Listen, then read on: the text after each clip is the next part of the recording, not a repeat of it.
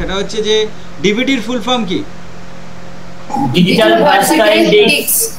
Good. সিআরটির full form কি? CRT cathode ray tube. Good, cathode ray tube. TFT thin film transistor.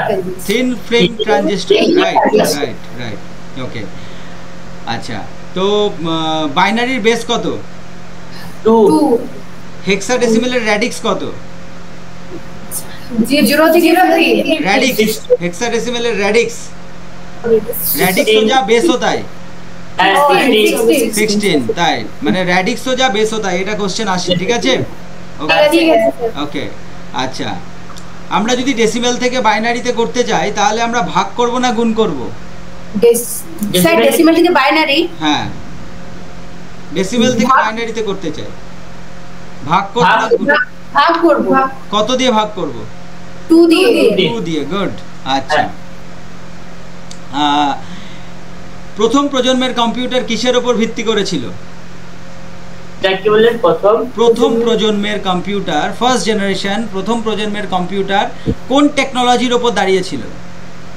Vacuum tube. Right, vacuum tube. Right, vacuum tube.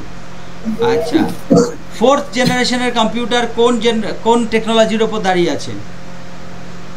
আইসি। No, আইসি নয়, ওটা third generation. Microprocessor. তাই তো? Microprocessor. Okay, father of computer কাকে বলা হয়? Charles Babbage. Charles Babbage. আচ্ছা, last question, ঠিক আছে? আশা করি এটা তোমরা আনসার দেবে। ইম্প্যাক্ট প্রিন্টার, নন ইম্প্যাক্ট প্রিন্টারের উদাহরণ দাও। স্যার ইম্প্যাক্ট প্রিন্টার যে ডট ম্যাট্রিক্স। গুড। আর যে wheel printer, drum printer, chain printer, এগুলো ইম্প্যাক্ট। আর non impact laser printer. Right, laser printer. Non impact হচ্ছে লেজার প্রিন্টার। আর thermal printer, inkjet printer, ডেস্কজেট printer, এগুলোকে আমরা বলতে পারি নন ইম্প্যাক্ট প্রিন্টার, যেমন মানে এরা শব্দ হয় না, তাই তো? তা আমরা অনেকগুলো কোশ্চেন আজকে আলোচনা করলাম। পরের দিন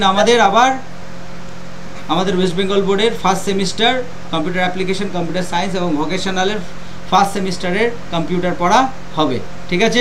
আজকে আমরা নাম্বার সিস্টেম শিখেছি, রিভাইজ করেছি। এর পরের দিন আমরা নাম্বার সিস্টেম কোডিং শেখার পর আমরা গেটসে যাব, ঠিক আছে? ওকে, আজকে এই পর্যন্তই থাকুক তাহলে। ওকে, থ্যাংক ইউ। নমস্কার।